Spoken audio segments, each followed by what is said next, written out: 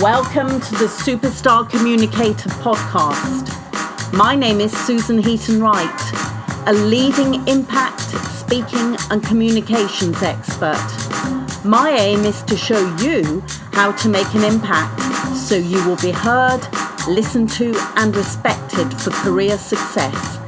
Listen weekly to the podcast and go to our website, superstarcommunicator.com. Hi there, everybody. This is Susan Heaton-Wright from Superstar Communicator. Thank you very much for tuning in today. As I speak, it is towards the end of 2020, and it's really appropriate to be doing this particular podcast because it's focusing on 2021. And there's nothing wrong with that. As you know, I've experienced it, you've experienced it. It has been one hell of a year in 2020. And so I want us to start focusing on 2021. And the way I want to do this is by sharing some of the inspiration by the most amazing book that was written by Shonda Rhimes.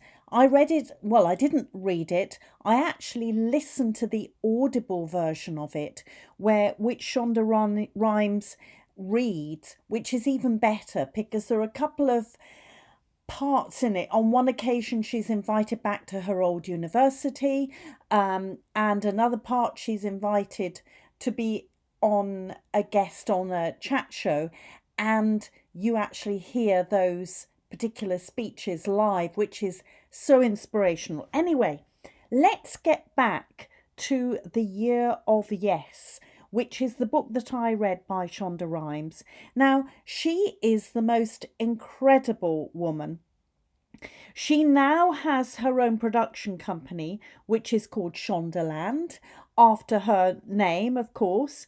She is a script writer and producer, and she has written and produced many really incredible TV programs, which we in the United Kingdom can access on Netflix. Things like Grey's Anatomy, How to Get Away with Murder. If you are listening at the end of 2020, you will be able to access her latest thing, which is called Bridgerton, at the end of December 2020 on Netflix. What makes it particularly interesting, all of her productions, are that she has a diverse background of actors. They are not exclusively white people.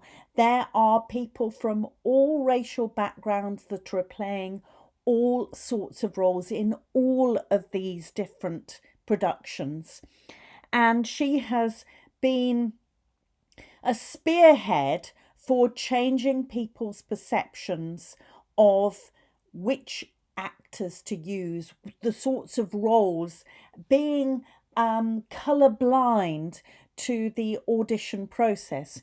And she has done more in this area than organisations like the Oscars. In fact, she says in the book that so often she is the first black woman to do this, first black woman to do that. So she is really changing the world. She's had many global awards. The Shondaland production company is quite extraordinary, and it's worth your while going back to her Wikipedia page and seeing what actually she has achieved. She's got 3 children that she has adopted, and on the surface, you felt that she had the most incredible life. But it was one day that one of her sisters, and she's the youngest of 6 children, said to her the words that actually challenged her to look at her life differently. She said, "You never say yes to anything." And Shonda obviously took a deep breath and spent some time thinking about that and realised that although on the outside she was doing all of this incredible work, in a way it was in the background. Although she was creating it, other people were taking starring roles and getting recognition for it, which she was happy about. But she was out of the limelight. She was living in the shadows whilst other people were stepping into the limelight. She would decline invitations. She was constantly being asked to be interviewed on the TV, to go and speak, to be at events. And as she said, she had in her mind that she would have some sort of faux pas if she went to a cocktail party, or she would be worried that she would trip up on the stage when she was going to be interviewed, or that she would forget her lines when she was speaking. But she realized that she needed to change her mindset, and instead of staying out of the limelight and being in her comfort zone with her children, that she needed to step out of the shadows to shine herself, because everybody else wanted her to shine, and everybody else wanted to share their love for her work with her in person. So in the book and in the audiobook, she shares everything that happens in the year, and she begins to recognize that she has avoided doing lots of things. Now, I think that this is a great time for us as a community to start thinking about what we do, whether in fact we are all saying no to things because we're frightened, when in fact they could be yes. Now, I think in this context, there's an element of other people asking us to do things. It might be, particularly if they're people that you really trust, or they really admire you, that they can actually see your potential. They can actually see that you should be doing this, or that it's a possibility. And I love the idea of the art of possibility. That what happens if you do? What happens if you fail? What happens if you fail? But what happens if actually you do it and you thrive? And I want to twist this round and twist round our mindset around it, because it could be a great way to start 2021 saying yes to these opportunities. In the last few weeks, I've started considering things that people have asked me to do in preparation for this particular podcast. So in conversations, virtual conversations, of course, people have asked me, are you going to apply for this opportunity? And as soon as they said that, I recognized that instead of saying no, I needed to say yes. Are you applying for any awards this year? Yeah, I think I probably am going to be doing that. Do you want to go for this particular job, this opportunity? Yes. Instead of saying, no, I'm too busy, because it can be very easy to hide behind all of those excuses. However, I've also been asked, for some business things. One recently was, would you like to come on our course?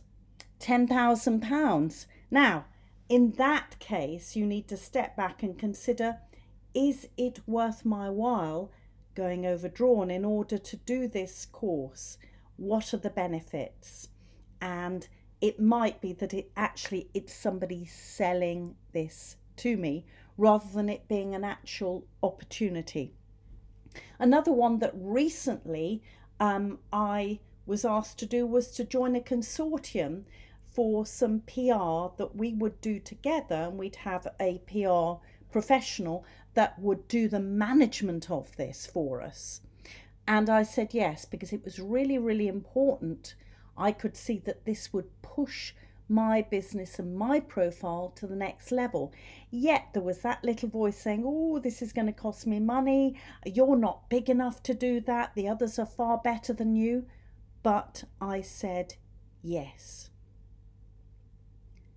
So let's think about a couple of ways that you could be saying yes rather than no. One of them is volunteering. Now, obviously, we are not in a situation where we're working in offices, so these are virtual opportunities.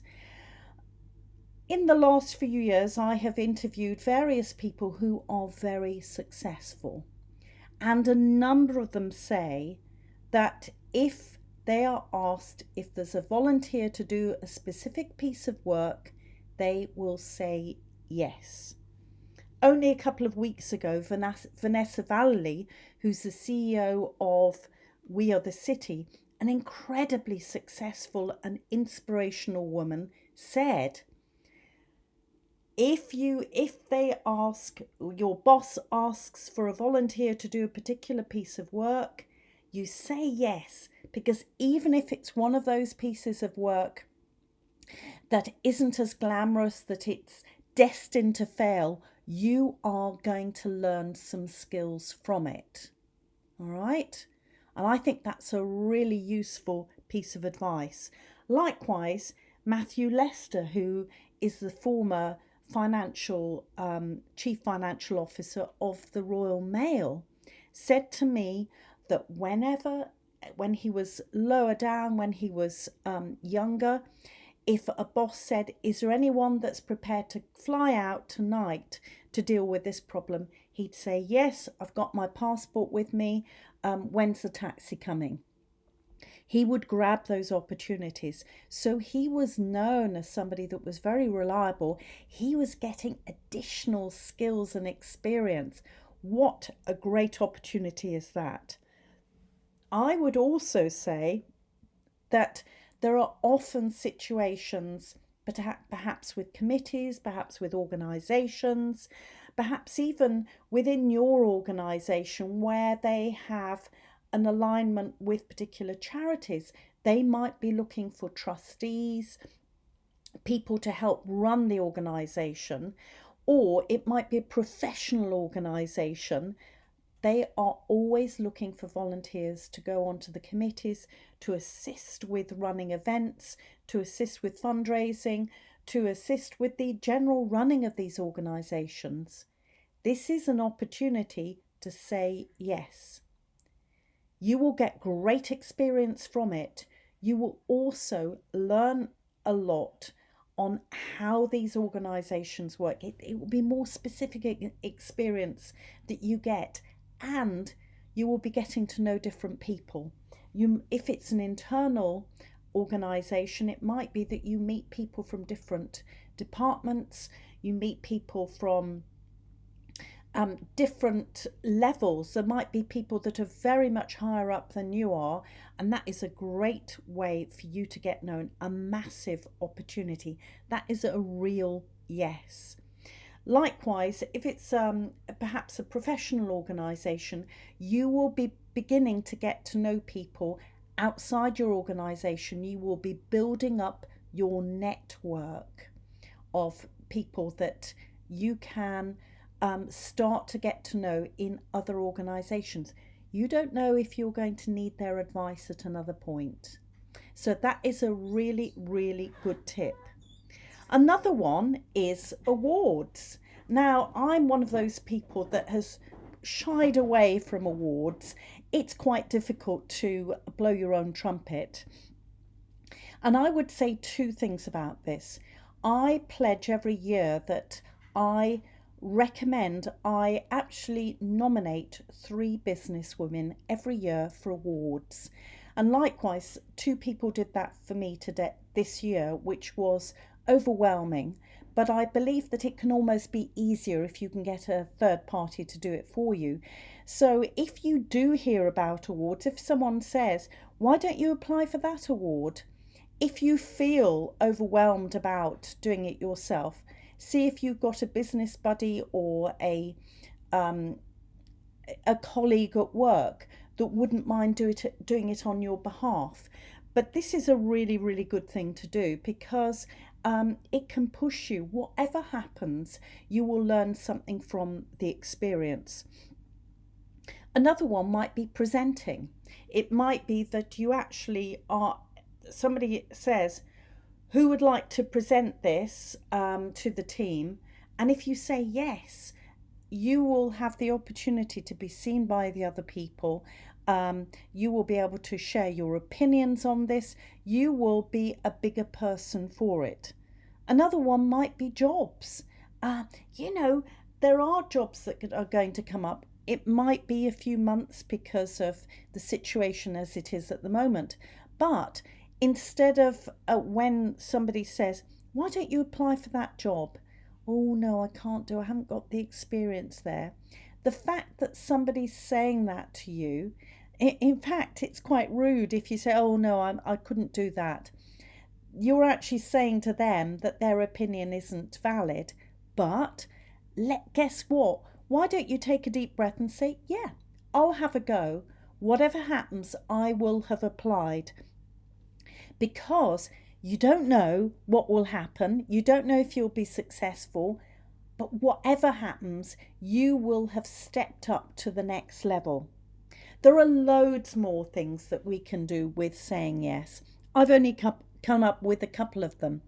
But I want you to go away and start thinking about what other people say, either in emails or text messages to you or in the spoken communication. What are they asking you to do? Are they asking you, and actually it's an opportunity, they see the potential of you, in which case you need to start saying yes. Start looking at when you say no. Is there a pattern attached to this? Is it actually because you are scared of stepping outside your comfort zone? Or is it, as I mentioned before, because the opportunity actually costs you £10,000 and that's out of your budget? Think about it.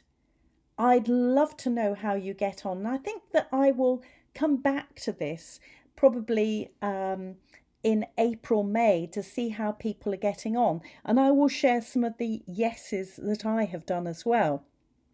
So remember, think about when you say no, could it actually be a yes? Could you be missing out on an opportunity? Could the person that has asked you see your potential, but you are closing the door to that potential? So until next time, this is Susan Heaton-Wright from Superstar Communicator. Thanks for listening.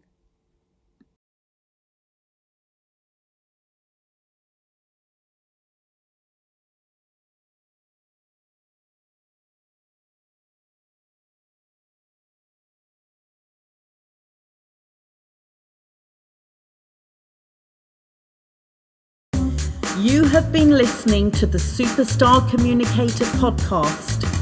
Don't forget to subscribe and review the podcast on iTunes and on apps. Please contact us if you want to discuss any topic, could suggest a topic for us to include, or a guest who could come onto the podcast. Go to superstarcommunicator.com.